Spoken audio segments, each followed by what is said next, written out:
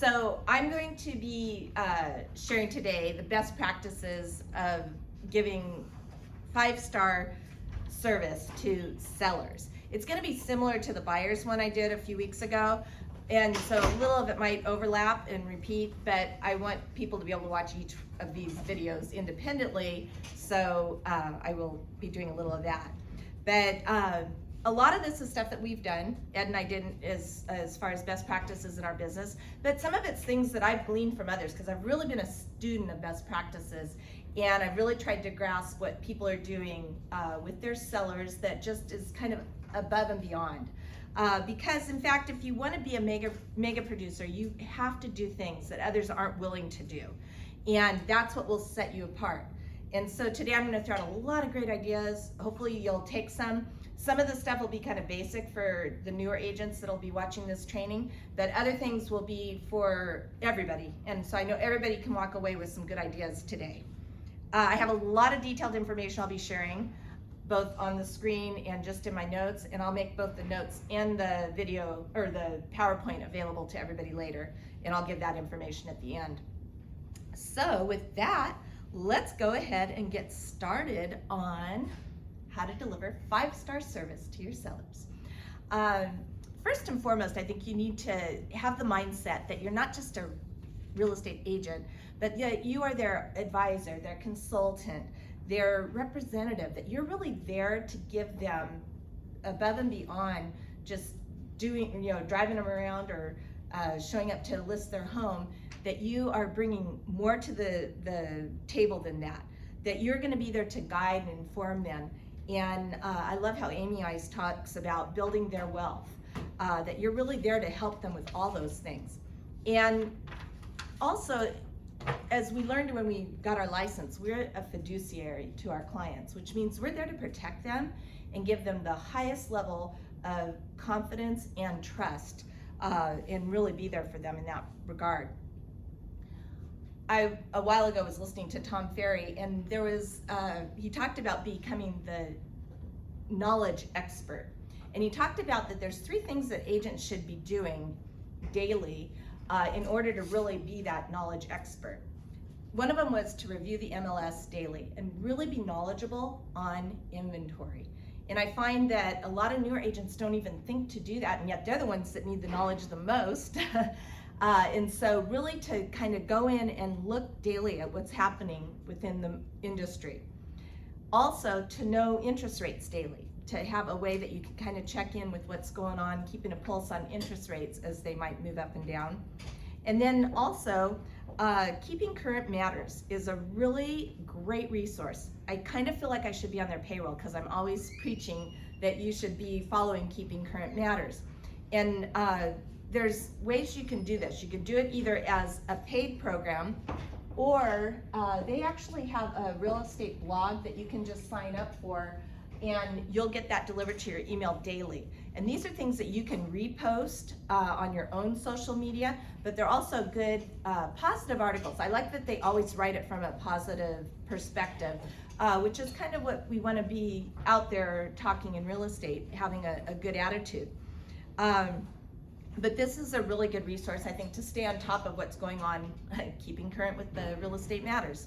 Now, another thing, well, I'll come back to that in a moment, but when you have somebody that puts out there that they might be thinking about selling their home, I think one of the big mistakes that agents make, like let's say they want to do it 6 months or a year from now, or at the end of the summer or whatever. These are things I've just heard recently, and it's March. So, for people, for agents, they'll often say, well, I'll check back with you in a few months. Or the client might say, why don't you touch base with me at the beginning of the summer? And we just take that and might diary it to do, hopefully, at least do that. But I would never just let that slide. First of all, people's time frames move. And when people are putting out there that they've got some interest to do something, they're more motivated and excited about doing something than what they might be letting on. And again, going back to being their trusted advisor, their consultant and such, we should start meeting with them early to actually share with them and give them a picture of or a roadmap of what listing their home looks like. So you want to meet early. So if somebody floats out there that they're thinking about doing something, I'm gonna jump on that and ask for an appointment and try to get an appointment. I'll kind of retell a story, this is a good one that I thought. A gal came into an open house years ago when I was holding one in Kodo. And in the talking to her, I found out that she lived in Kodo. And I said, well, what brings you in today? She goes, well, I love where we live, but I have a dream that I really want to be over on the golf course on this one street. And I said, oh, wow, that's great. Have you ever done any homework on what your home's worth and what those are valued at, and even seen some of the floor plans? She goes, well, no, it's just kind of this dream that I have. I go, well, I'd love to meet with you and give you some information about what your home's valued at, and we can go take a look at some of the floor plans over there and see if it's really something you want to do. She goes, oh, no, it's just, I'm only thinking about doing it, and my husband doesn't even know that I'm even going through open houses today. And so, we went through the house and we're chit-chatting, and the sellers had a tortoise, I guess, that was in hibernation. And she had turtles as a kid, so we were talking about tortoises and such. But then I brought it back. I go, if I were in your shoes, I know I'd like to get some information, even if it's just a dream of what I want to do. But I'd love to meet with you and share that information with you. And, hey, why don't we do some window shopping? If you go out and look at those homes, you may decide, oh my gosh, this is really where I want to be. Or you might decide, I don't even like these floor plans, and then, kind of put it to bed for you. But I love, what I do. I love going out and looking at homes. Let's do that. And she goes, oh no, I don't think so. It's just too soon. I don't know when we might want to do it. So chit chat a little bit more, come back one more time. I usually will try at least 3 times with somebody. She wasn't telling me to get lost or being rude, the conversation was good and flowing. And so I offered one more time that let me come over and just give you an idea of value on your home. And I can also do some homework on what those homes are selling for right now. And we can just kind of see, kind of map out what it might take for you to get there. And she goes, well, I haven't even talked to my husband about this yet.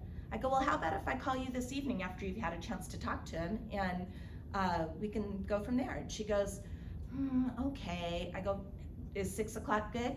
And she said yes. Now, by being a little bit tenacious but friendly, I got the appointment. We did end up selling their home. She did end up buying on the street where she lived, but most people probably would have let her walk in and out of that open house and not even tried for the appointment. And like you saw, I not only tried, I tried multiple times. And Susan Dolby was a great client. She's on our Hall of Fame social sphere that we keep in touch with. And she's now in her dream home on the golf course. One of the things that I like that Keeping Current Matters does is where we usually call it a CMA or giving them a market evaluation.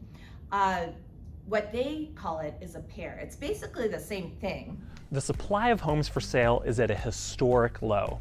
So if you're trying to get listings in this market, then you know that it's tough out there right now. So what can you do to motivate new prospects? Well, if I had to guess, when you find a potential seller, one of the first things you offer to do for them is a CMA. But guess what? So does every other agent in the market. Answering the age-old question, how much is my house worth, is easy. But what homeowners are really wondering is how much equity do I have in my home? If you can provide that answer to the question for the potential seller, you've given them something valuable that also empowers them to take action. And chances are they'll be pleasantly surprised by how much equity they actually have, because over 50% of homes currently in the US are sitting on 50% equity or more without even knowing it. So, how do you answer the equity question? With a professional equity assessment report. A professional equity assessment report, or PEAR, is a simple way to determine the cash value of a seller's home. It's actually really simple, and you're not only telling them the assessed value of their home, but also what they could purchase a new home for. Here's how you do it. The first thing you'll want to do with a potential client when following up is to offer a complimentary professional equity assessment report. The key is to make sure they know it's a better tool than a CMA and that you're unique for offering it. Next, you'll need to ask for their mortgage balance. Now, Asking for this sensitive information may seem like a personal matter, but if you simply explain that in order to do the PEAR, you need their current mortgage balance and that they can easily find this information on their last statement, most sellers will jump at the chance of learning their equity and not make a big to-do of giving up their mortgage information. Then, you'll run your standard CMA to establish the approximate value of their home. In addition to running the comps of recently sold homes in the area, you'll get a much better understanding of the home value by paying a visit to the home itself. And finally, it's just an easy math equation, and it doesn't get much simpler than this, folks. First, let's take the estimated home value. In this example, we'll say that's $150,000. Then you subtract the mortgage balance. Let's say that's $100,000. From there, we can easily decipher that this homeowner has about $50,000 in equity in their home. By going one step further, you've delivered a valuable tool to the homeowner for figuring out the listing price as well as what they can purchase a new home for. So whether you call it a CMA or a PEAR, doesn't really matter. The reason I wanted to show this is because it's taking what we do regularly but saying, I'm more special in the way I do it. I'm bringing you something a little unique from what other realtors do. It's really the same thing, but it's kind of how it's framed. And so saying I want to give you an equity assessment just is a little bit more prestigious perhaps. So once you have that appointment set for giving them either a PEAR or a CMA, then you want to send out a before we meet video. I am really looking forward to our upcoming listing presentation. I like to make these videos for my clients to show them the next steps during the entire transaction. These videos are not to replace text messages or phone calls or emails. They're only in addition to. At this upcoming listing presentation, I would like 3 things to happen. Number 1, I would like a grand tour of your home. I'd like to hear everything that you've recently done to it and hear why you fell in love with your home. Number 2, we'll sit down and we'll review the current market conditions. We'll see what's active in your neighborhood, what's recently sold in your neighborhood, and compare it to your home and see what the market is telling us. And then number 3, I would like to show you my marketing plan and my strategy for your home to get it sold for the most money. Of course, if you would like this marketing strategy I have summarized, I could summarize it or go into more detail, whichever you prefer. I'm really looking forward to this presentation, and I really appreciate you taking the time to meet with me. I will do my best to get your home sold for the most money possible. I look forward to meeting with you. So it's really nice to give people expectations. I have a gal coming to look at our cabinetry. We might be redoing it on Thursday. Not redoing it on Thursday, having her come on Thursday. And I was thinking 30-minute meeting, but she gave me some expectations and that she's going to go into greater detail, and she said allow 2 hours for it. That was actually good for me to know because I probably would have scheduled overlapping appointments. So just the expectations before a meeting can be so helpful with somebody. And it kind of gives them an idea of what to expect when you get there. Now, the initial consultation when you actually get there, one of the things that we do, and I meant to bring it in here, but the silver bound books that we use for our presentations, those presentation folders, what do you put in it to really stand out and be exceptional? First of all, I think the binders themselves are pretty exceptional, but then I'm gonna steal kind of from Nancy Duchesne like I did for the buyer 5-star service, because she's formatted it so nicely in Canva. But these are the basic tools of what you're gonna want in any kind of a CMA. But first of all, just an opening page that's personalized to them, like she has prepared for, and she has 4 stars there. Should have put 5, but at any rate. And then she goes into kind of a cover page. Now, then she goes into some information about herself. We talk about the personal brochures. I know, Kat, you just had one done by Fiverr. Looks gorgeous. So you want to bring that in here. You want to bring in any customer reviews that you can. So she actually has multiple pages of customer reviews. I've just shown one here. Then her little promise to the clients and her contact information there is there as well. Now, she also included some extra materials. Most of these come from Cloud CMA. The first one is the selling pathway, taken right from Cloud CMA, but then personalized to herself.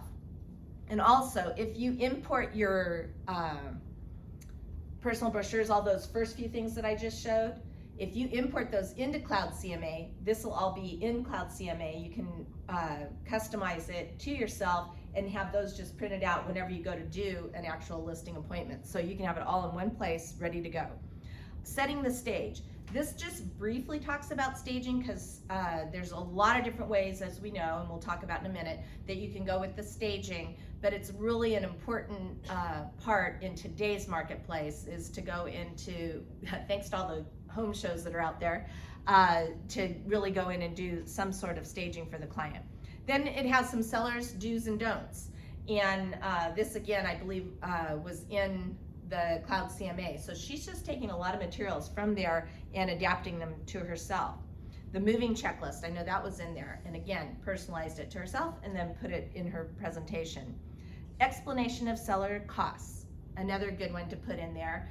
Because a lot of times they don't really understand all the terminology that we're throwing out there or what these different fees are. This we'll talk about later in the presentation as well.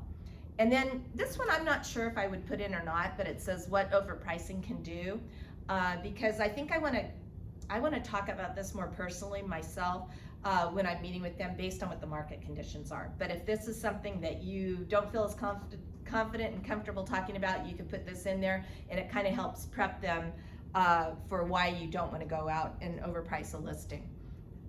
Now, these are some materials now that I'm going to pull in more personally to the listing that I'm meeting with. The first thing is I'm going to run a property profile. This number one tells me that the people I'm meeting with actually own the home. It also would inform me if there were extra people on the home that maybe I didn't know about, that there was, the parents owned it with them or something. And so, because we need to have all sellers ultimately involved in order to sell the home. It gives me a lot of other information, the tax information, if there's Melleroos and such on the property. And then also it'll give a little history of what won't give me exact balances on the home, on the loan, but it will give me a feel for what loans they do have on the property. So important to pull that property profile. And a lot of times this is actually very impressive to the seller that you've done all this homework, which as we know is just kind of at the touch of our hands going through our title company, but it can be very impressive to them. I like to pull in a floor plan so that we can talk about their home more intelligently that way. And again, it shows that you've done some extra work. And then I like to pull the comps.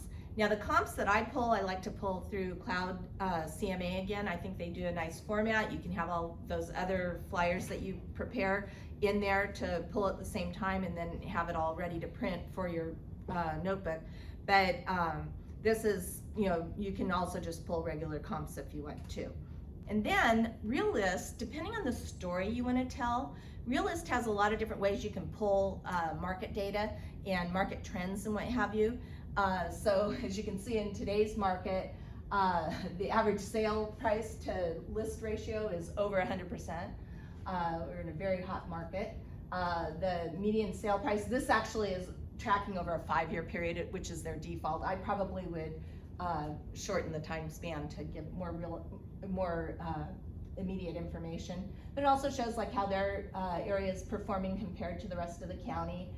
Just all sorts of little information. So depending on what the story I want to pull and put together to get them to price at the right place, in the right price, I would use these statistics. And there's a variety of ways you can do it.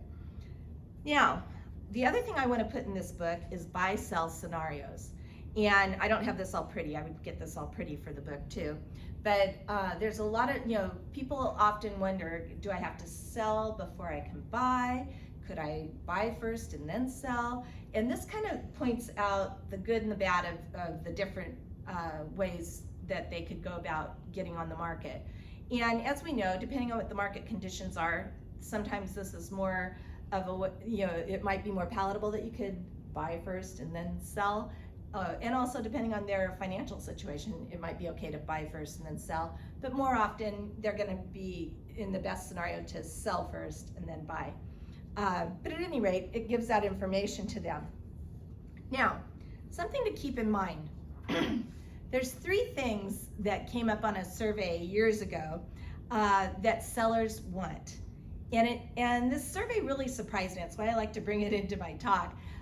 because some of it made sense. What do you think are 3 things that people at the end of a transaction said, what I really wanted was, or what I want from my agent is? This is participation. What'd you say? Choices. That was one that kind of surprised me, and you've probably heard us talk about this before, so that was very good. So choices is one. And the idea there is like telling them the buy-sell scenarios and letting them choose. Or pricing strategies, talking about what you might want to go out at and giving them choices. So not necessarily just pinpointing them, this is what you need to do, because people don't like that. And actually, I just realized I've got to do it in the order that it comes up. And choices was my second one. Steve. That'll be the third one. And so first one is good communication. So I kind of messed up the slide. But here's the thing here is that you need to not assume what people's best mode of communication or their preferred mode of communication is going to be.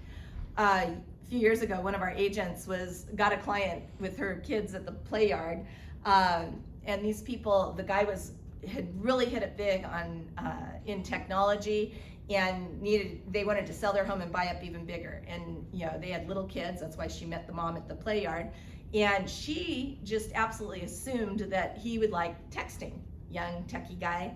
But ironically, when she asked, because you'll see where that'll come in that you should ask, he said, whatever you do, do not text me. I hate texting. So she would have gone down that path and kind of stepped on some toes, not even knowing it, had she not asked. So good communication in the way they prefer is best. Choices, like Amy said, is really important. And the third one, as Steve said, is net sheets. We've trained our team well.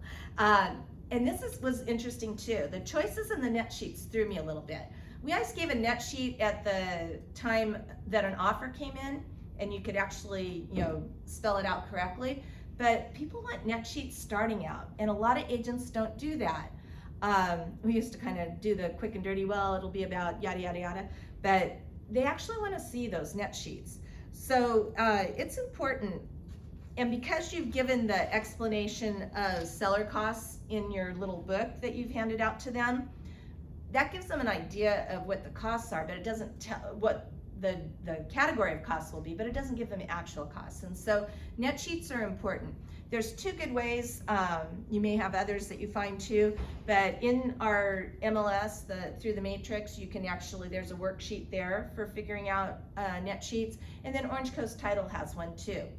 Orange Coast, I would say, is a little bit more the quick and dirty, because they just auto-populate a lot of the categories. Whereas Matrix, you can actually put in. So I noticed that they did like 1.25 is the tax rate. Well, that could be low or high depending on the area here. And with the Matrix, you could actually go in and put what the tax rate was. So at any rate, give net sheets at the beginning and later on too. Now, offer service early and often. So if you meet with somebody early on and they aren't looking to do something legitimately for a number of months, let them know. We'll meet now, but I'll update the information down the road when we're getting more ready to go. So we'll look at comps today, but we'll update when we're ready to go. And keep in touch with those people, and keep in touch in a variety of different ways. I know Joy was saying that she had somebody that she knows is in the neighborhood of where she just sold a home, and that they're looking to list their home, but they kind of went quiet on her, or ghosted her. And so she was saying, gosh, I wonder, what's going on there? What should I do next? And so, you want to go back to the communication and communicate all the different ways. Try to touch through phone calls and texting. And I did say phone calls. You can actually pick up the phone and call people nowadays still. But texting and emails and phone calls. And then we talked about doing a pop-by. But stay in touch with them, because although he's ghosted her at this point, he hasn't told her, I'm not interested, go away. And when she met with him and did the listing presentation, he did seem interested, but not necessarily on a specific time frame. So we don't know what's going on in people's lives. A lot of times, maybe somebody in their family got ill and they're just totally focused on that right now, and this is on the back burner, or situations going on at work or whatever.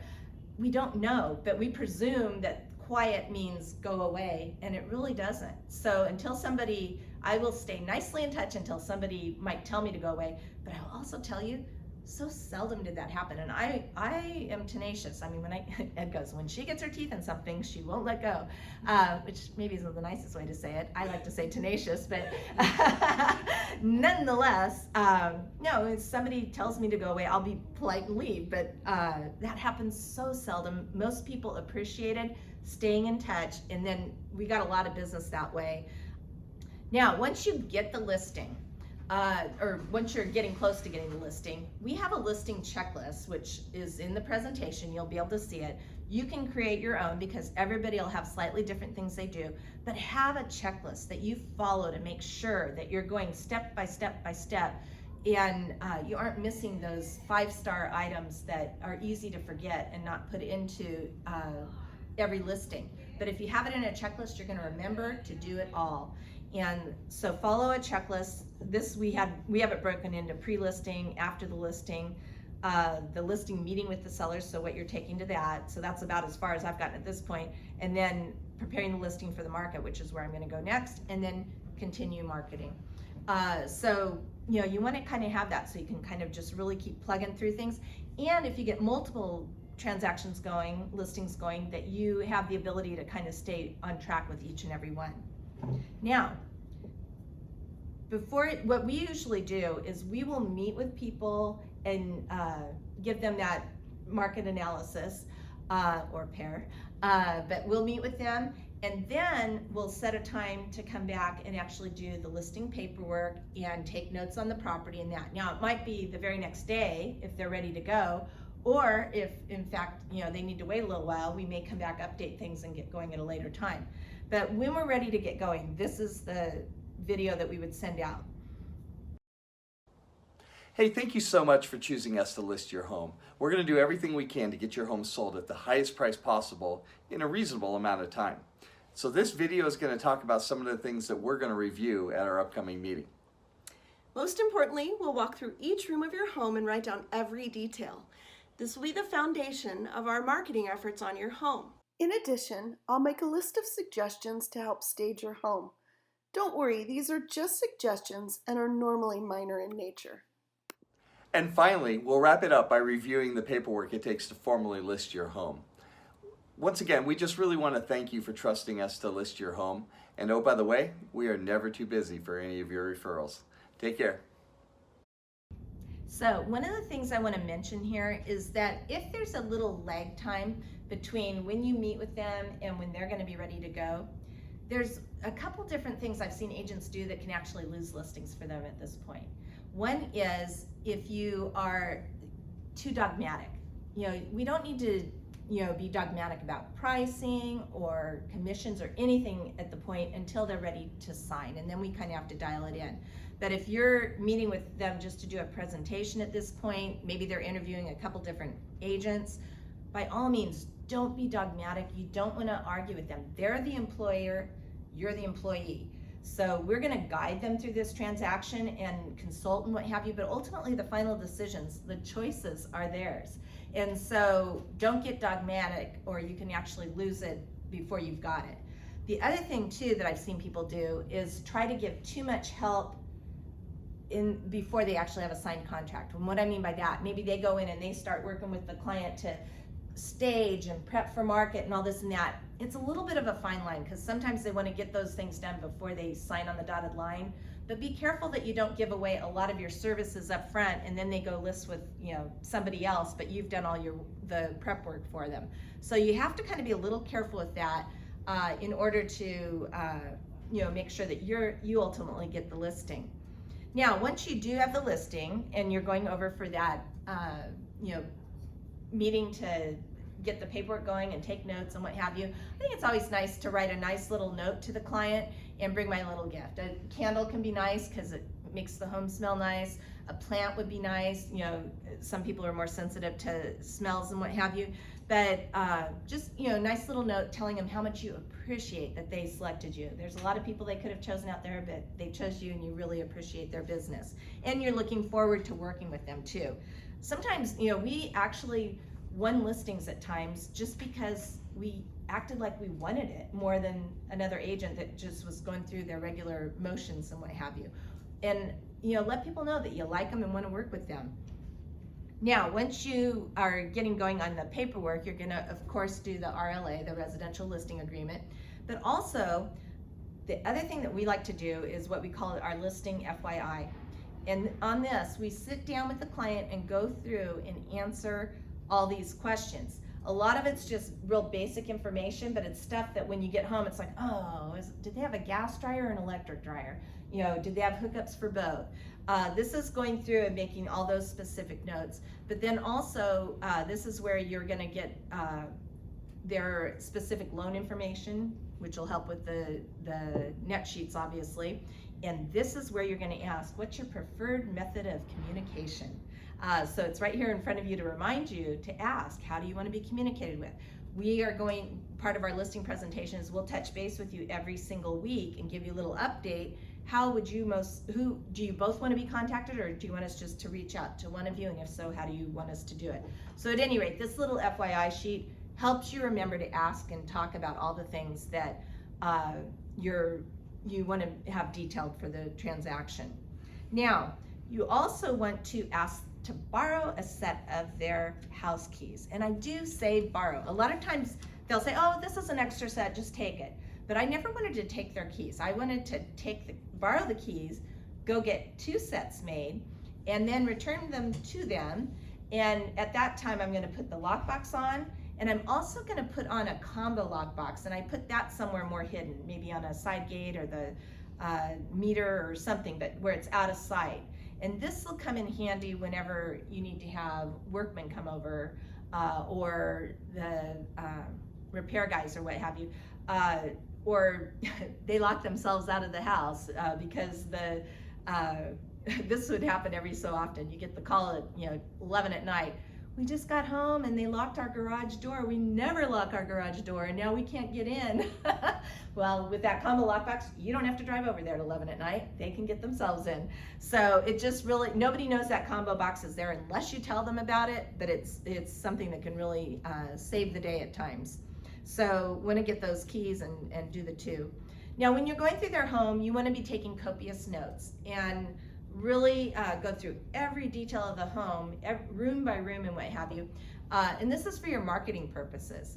But in addition to that, you're going to be making a second list, and this is kind of the honey-do list, if you will, but the items that need to be done to prepare for market, to really bring the home to market. And in that, you'll discuss with them what they might take off that list and do, or depending on the seller, what you're going to take and do, or workmen and what have you that you might coordinate to come out and do the work. Now, one of the things that I think you really want to do, no matter whether they're paying for it, you're paying for it, or whatever's taking place, that you let them know that you are going to be there to manage all the details to the extent that they want. Some sellers, they want to just take it and run with it and it's theirs to do. Others, they would prefer, they're busy and they would prefer that you just handle this stuff, anything to do with the sale of the home. And so, depending on how much they want, you might be the one setting up the appointments, you might be meeting the vendors there, or you might just be giving them referrals that they'll contact and do.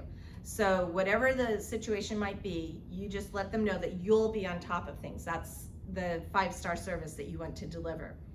Now, I like to promote a menu of services and try and shoot for that 6%. Right now I know 5% listings are pretty commonplace, not that commissions are fixed, but 2.5. And if you even went to 5.5 or 6, it gives you a lot of wiggle room to do a whole lot more for your clients. And there are clients that really would like the extra special treatment and they don't mind paying for it. So I like to give, again, people choices. So if in fact you could get the higher commission, that you would pay for the staging, that you would pay for the window cleaning, that you would pay to have a thorough house cleaning before it comes on market, that you would pay for a home protection plan during the listing period, so they're protected not only for the seller the buyer going forward, but during their list period, you can actually start a home protection plan then.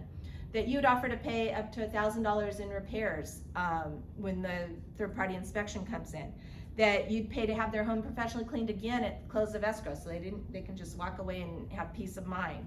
And in today's market, right now, where that first weekend showing, everybody has to do the PEADs and all that, it's actually easier just to be out of the house. You'd perhaps pay to put them up at an Airbnb for the weekend, or that you would put them up at a local hotel. But these types of things would be above and beyond, and there are clients out there that would love to have this, concierge style service and would be willing to pay 6%, which is what used to be standard. So I want to kind of challenge you to think about going to that super high level, but then asking them to pay the extra commission, and it really could be a win-win. It's going to be more work for you and more peace of mind for them, but in the end, it also hopefully results in more money to you as well. Now, another fun thing that you can do, whether or not you're off getting the 6% commission, because this is something you could put in and out, but if they don't have security cameras, you could offer to put some security cameras in the house so that they could actually see the showing activity as it takes place. This might be a little bit of an overkill, but obviously that's just an advertisement for the different types of security cameras, but kind of a fun little extra you could bring to the table. And again, it's the little things that can start to set you apart as far as the things that you'll offer to clients that makes them feel that they're getting that 5-star service. Then, when it comes to photographs, you really need to I know our team's really good this way, but it's really amazing how many people don't necessarily realize how much a difference pictures make. I want to show you this house here, and it was listed first with this agent, and these were the pictures that they took. And it's a very nice home, and it showed nice, decent photography.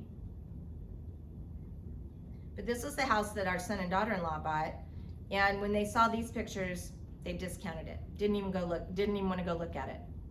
It listed a second time, and this is the agent photography that was done by the second agent, and I want you to see the difference here. When our daughter-in-law saw this, she's like, oh my gosh, this is such a beautiful home. Let's go take a look at it.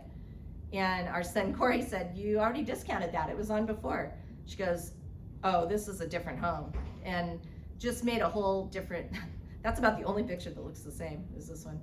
But no, just the photography and the enhancements that they did made a huge difference. Like to where she discounted the house altogether, and then she wanted to go see it, and they ended up buying it. It's the one and only home they looked at, and they bought it.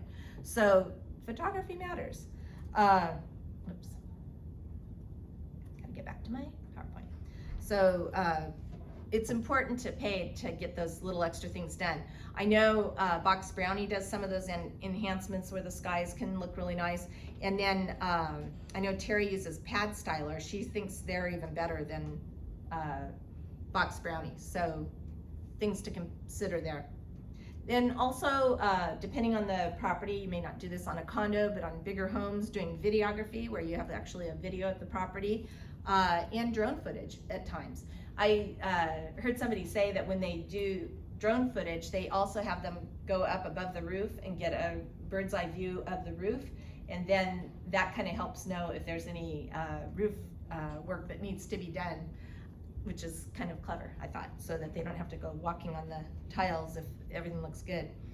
Then, another thing that you want to do that offers this extra service is to have a landing page or a property website for each of your listings.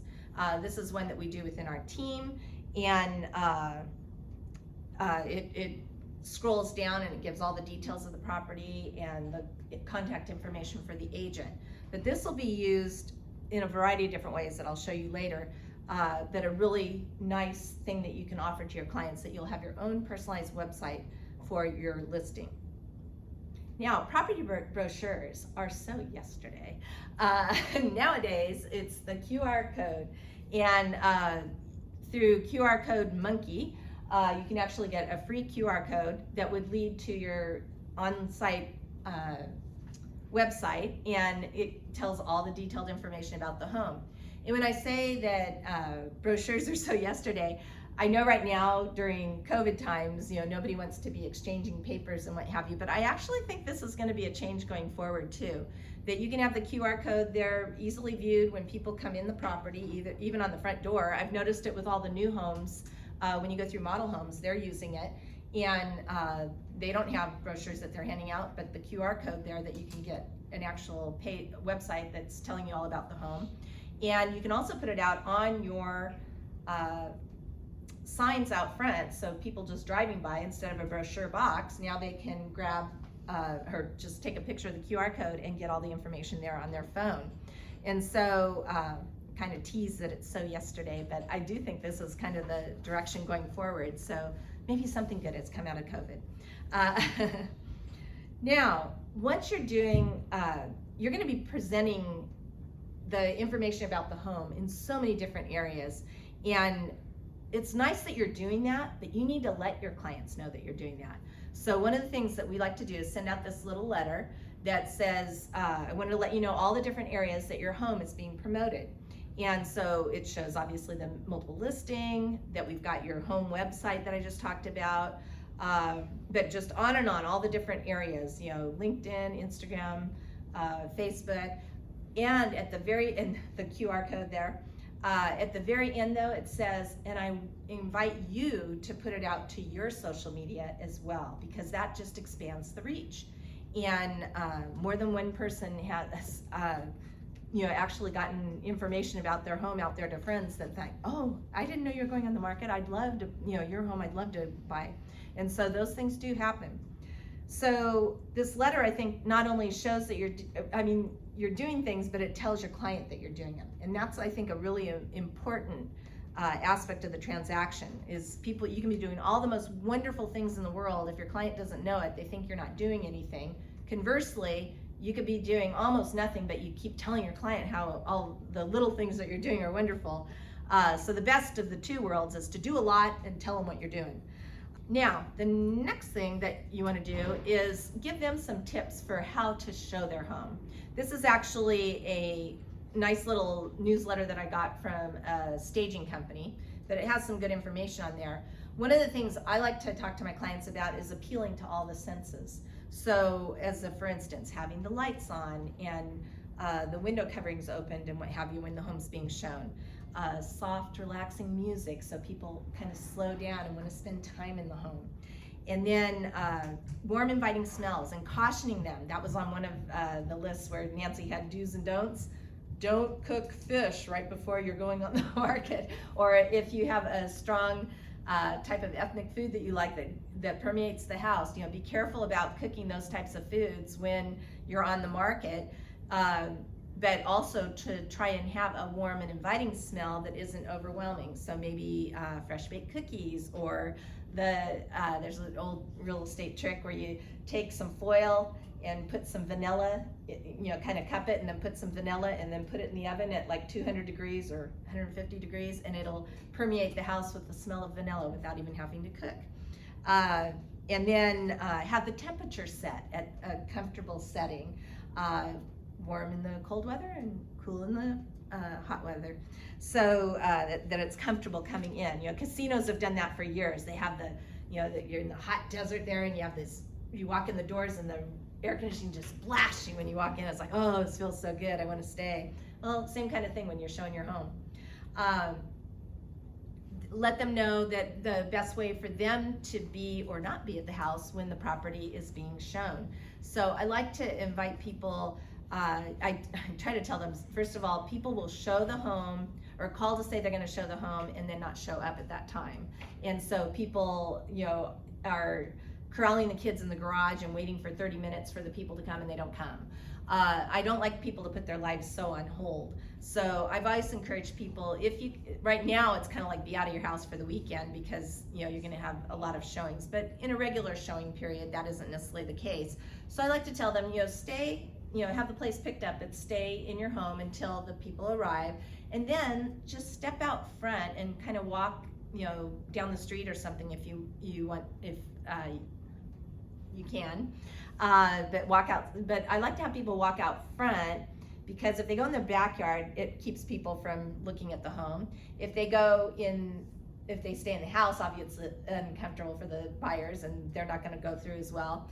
But if they step out front, they'll not even know where you're at, and then you can be there to answer any questions as they might leave if they had some minimal questions type things. So even more ideal is that people would be gone, if they're out of the home altogether. But it's hard when the showings are spontaneous here and there. They have to have some normalcy to their life.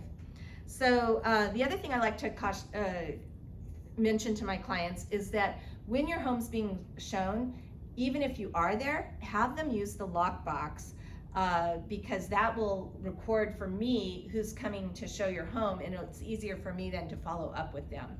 And so another good best practice. So these are things just to talk about when the home's being shown. And then I highly recommend holding an open house that first weekend that the home hits the market. And again, you have to do what the client is on board with doing, but if at all possible, try and do it that first weekend at least, and invite the neighbors. Again, a lot of times people know people that want to move into the neighborhood, and sure, you're going to get some looky-loos, but may as well get them all out of the way one weekend. And then, but going around and inviting the neighbors by either leaving a notepad inviting them, or a postcard, or better yet, door knocking, you might find that there's other people in the neighborhood that are thinking about selling, and they'll get engaged in a conversation with you that might result in another listing in the neighborhood. So I know it's extra work, but oh my gosh, I've seen this pay off so big for so many agents that have taken the extra time to do that. Then of course you're going to be promoting to like the office hot sheet and the office meeting, the board marketing meeting. Targeted advertising on Facebook and Instagram is really valuable.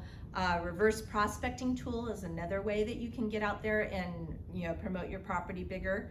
And the reason I mention all these things quickly is because, as I mentioned before, you want to contact your client every week and give them a little update. And I can't stress the importance of this. This was one of the things that really, I think, set us apart, was how diligently we would be in touch with our clients at least weekly. Now, that if we talked to them during the week, we still would, on Friday was our day, call and give them an update of what's been going on. So first of all, we talk about the showing activity just in numbers. Then on any feedback, which we try to get feedback from everybody that's shown the property, but on any feedback we get, we give the summary to them. Now sometimes the feedback might be a little negative. We don't necessarily sugarcoat it. We'll give it as we receive it. We don't necessarily have to agree with it either. So, but we do give that to our clients because I think we owe them the honest feedback. Then we talk about the marketing we did last week, which I just went through a lot of things that you can be doing. And then we talked about what we're going to do the upcoming week. So every week we were trying to do something that would further promote their home to the marketplace. Whether it might be, we're going to go do reverse prospecting this week, or we're going to be doing target ads through Facebook, whatever it might be. Just every week we talked about what we did and what we were going to do. And then we also would all talk about the overall market conditions and kind of bring that into the conversation as well. So it didn't have to be a super long conversation. Give them the dose that they want. And sometimes they just wanted us to leave a message, so we'd leave all that in a message. But being in touch with people on a weekly basis is one of the things that will, remember, going back to the communication, agents tend to want to hide when things aren't happening. And in some markets, there isn't a lot of activity. It's not fun to make that call when there were no showings this week. That's not a fun call to make, but it is an important call to make. And so that communication is key. Now, I told you that we do the market update was part of it. Well, this is a blast from the past. I came across this the other day. And this is funny, I think it's 1996. And it shows the prices, like the highest price we went to, the whole category was 500 to 5 million. It was only 5% of the market. A little different today. But interest rates were 7% and no, they had gone up to 7.125. But at the bottom here, we told how many days they'd been on the market, because we personalize this to each client. The realtor cards to date and the offers to date. So kind of gave them a little summary of what was going on their particular home. So I like the format, and it's kind of fun to look back at the olden days, the old prices and such. Yeah, the earliest price was, or the lowest price was 1 to 150, and that was 8% of the market. A little different. So at any rate, now another thing that we like to do is periodically, every so often, we would bring by a gift to the clients. And we do different things. Like this was one of the letters we did for dropping by some cookie dough. You know, you can get those tubs at Costco, and so we dropped that by with this cute little note telling them how to bake them, and then it's oftentimes good to do when you're, showings are going to take place, because it makes the house smell pretty, and just they can enjoy the cookies too. So, but the periodic gifts, a lot of times we do it around a holiday, like right now, St. Patrick's Day, we probably drop by as something to do with St. Patty's Day, or Easter coming up, we'd have a little Easter treat. So just when you have listings that hang around for a while, more than 24 hours, like right now, we like to do things that just are nice and thoughtful to the client. Now, all this is gearing towards the offer coming in and getting the home sold. So I said this, I had the same slide in the buyer 5-star service, but knowledge is king. It is so important to be knowledgeable, and first and foremost about the RPA, the residential purchase agreement. You need to know that in order to talk intelligently with your clients, and also to be able to assess what the best offers are. And right now in this market, the multiple offers are so prevalent that we've got the nice summary of multiple offers in the zip forms. Excuse me, it's actually in the matrix, right? No, it's in zip forms. And so you can do the comparison there.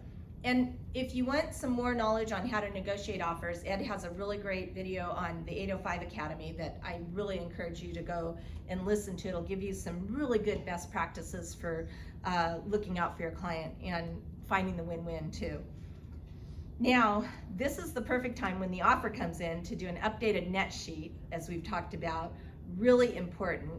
And remind them at this time that you'd given them in their binder, their little silver binder book, the explanation of seller's costs, because now it's going to mean more to them what's being talked about.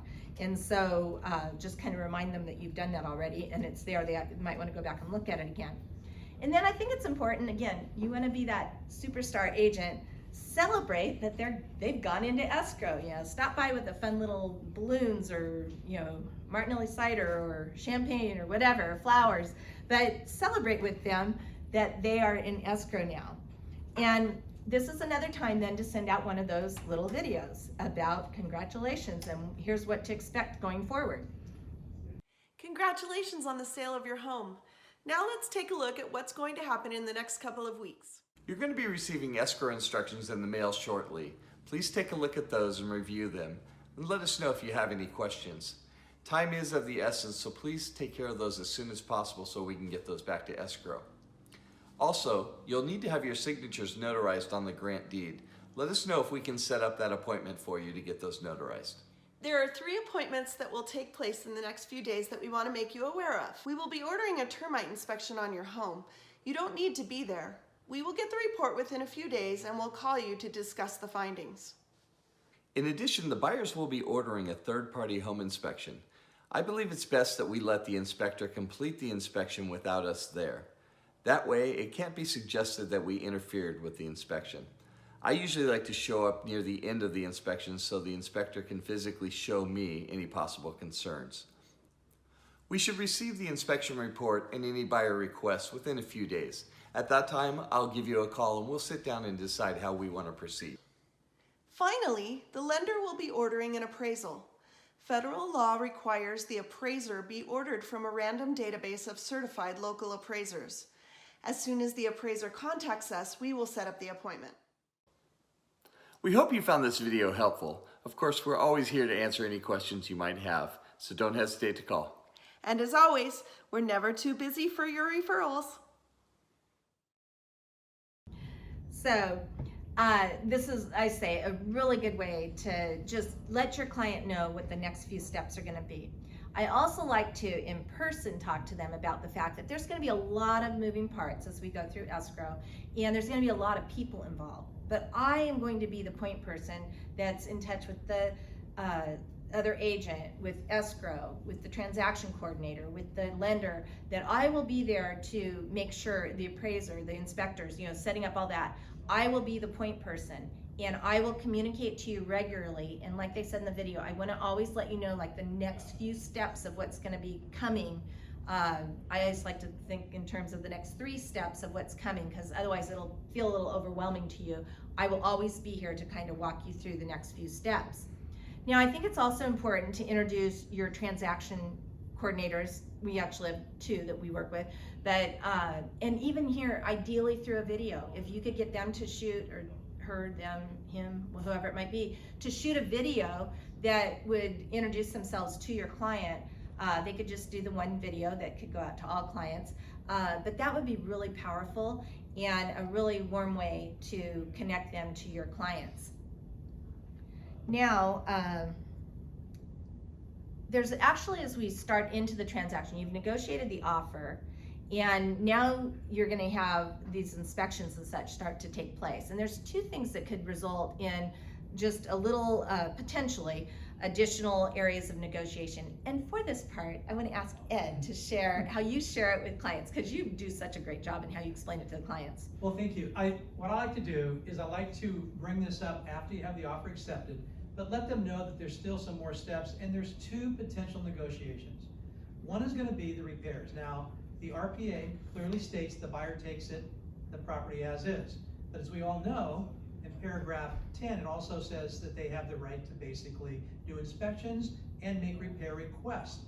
And if those repair requests are denied, then they could cancel the contract. So, and I would say in most cases, in the super hot market we're in right now, maybe not as much, but there's going to be repair requests unless you negotiate that up front. But it's really hard to negotiate up front because you don't know what the inspection is going to say. So I like to prepare them for 2 things about the inspection. One is, it's not going to come out as good as you think it's going to be, because the inspector is really good at what they do, and their job is to find everything they can, which was a good thing because it gets disclosed now, it's not found out later. And then also, in cases where there are repairs that are requested, we may have to deal with them in either getting repairs taken care of or giving a credit. The next thing I like to prepare them for is the appraisal. Now, if you have an all-cash deal, or you have a transaction like we have a lot today, with the appraisal, there's no, they're non-contingent, that's different. But in most transactions, over normal times, there will be appraisals. They're not going to be mostly cash transactions. And when they come in low, there's some options. And I have a whole little video on 805 Academy, what you do when the appraisal comes in low. But basically, you have the right to say the buyer has to make up the difference, or you cancel the contract. You could negotiate a little bit, maybe a price reduction a little bit in order to keep it together, or a combination of those. But again, that could potentially be a second negotiation. You need to prepare them for these, because if your sellers think that their home is sold and there's nothing to do after this, and the next thing they get is a check, you're going to really over promise and under deliver to them what this process is like. So. Yeah, it's really important to talk about that up front before the situations occur, just to kind of prepare their mindset for what's coming.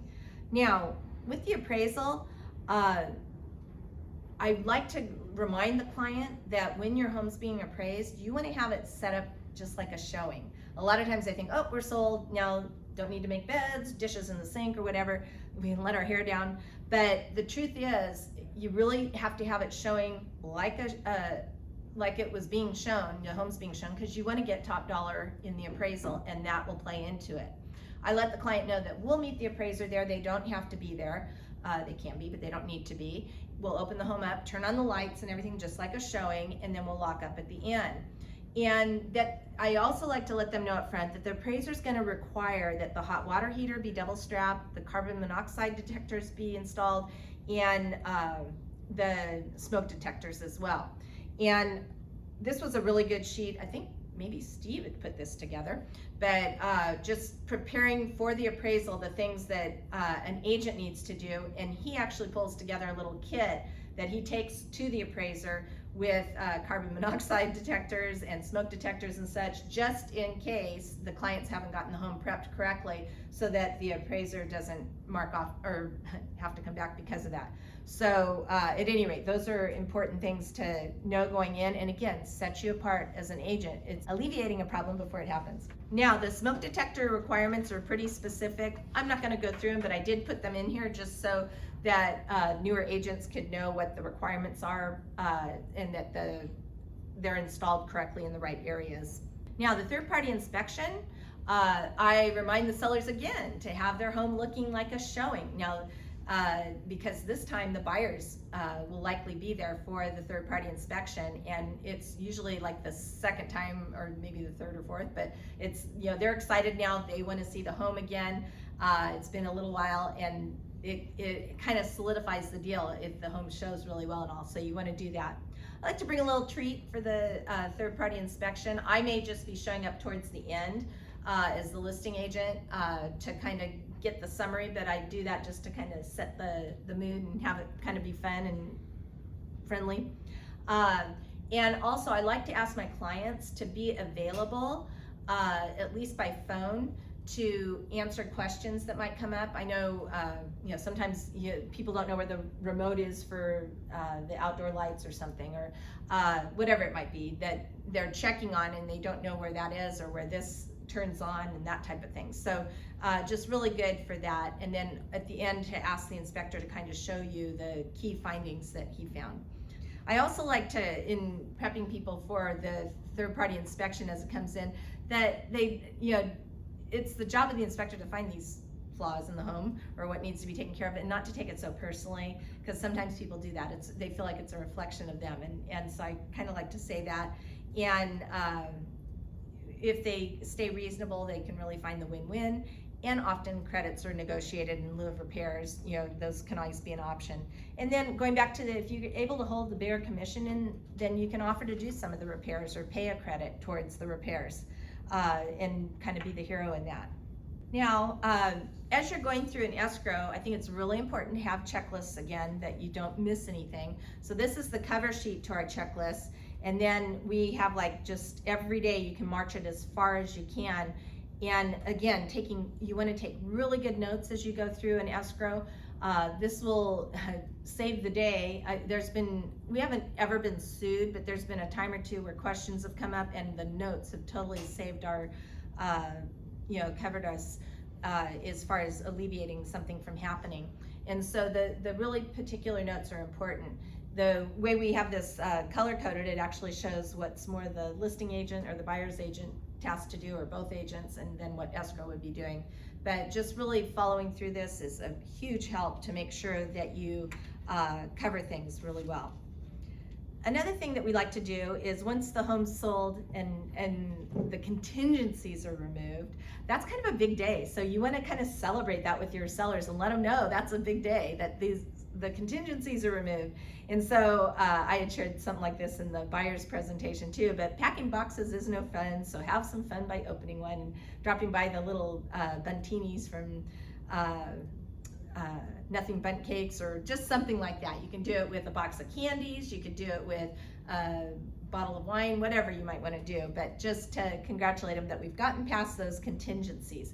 And now that you've gotten past the contingencies, we like to tell the sellers it's time to start, as we call it, feathering the nest for the new owners. And it's just alerting them as to how they need to leave the property, the condition that the property should be in at close of escrow. Because people don't know, am I supposed to have it professionally cleaned? Do I have to get the carpets cleaned? What needs to take place? Do I have to patch all the holes? I don't know. And so this kind of lets them know, and it also lets them, kind of plants the idea that they would leave a nice little note welcoming the new owners and maybe a little gift of some kind. A bottle of wine or a box of chocolates, whatever, but just something to welcome them to their new home. I'll tell you, this really can soften things during the transition if there's a little blip that happens, you know, maybe a repair wasn't done correctly or something, just whatever it might be. The garage door now isn't working or whatever. Just the fact that they were so nice in the way they left, people give a little more grace at times too if something happens. So just a really nice way to have things go. This is also a really good time to ask if they might be interested in having you throw them a going away party if they're moving out of area. I know Joy just did that for her clients, and you had a taco truck, right? And what a great way, and you might think, well, they're leaving. Why would I want to do that? They have friends, and the friends see that you hosted this cute little taco truck party for them as a going away party, and they think, wow, my agent didn't do anything like that. And it starts the buzz of talking about you. So it's a good time to ask that when you do this feather the nest letter, when contingencies are removed. And also you can ask them, kind of coordinate when they're gonna be having their big moving day, or if they have a big packing day, and bring by pizza for packing day pizza. Just again, to kind of make the heavy part of the transaction, the not so fun part, a little more fun. Now, informative videos are important to do throughout the whole transaction. I'm not going to play anymore, but you can send out one for what to expect in the final walkthrough, what happens when escrow closes.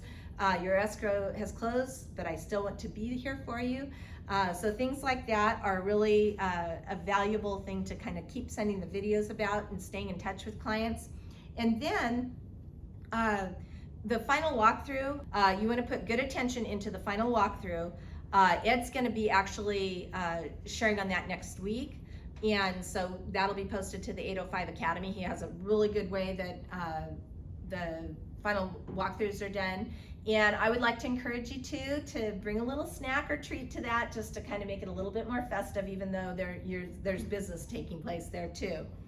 Now, at the closing, there's several things that I think you want to make sure you do here. First of all, if you've been able to maintain that higher percentage in your commission, then have the home professionally cleaned, so the clients leave it in a really good way. It's really nicely presented to the buyers, and just everything finishes on a really pristine note.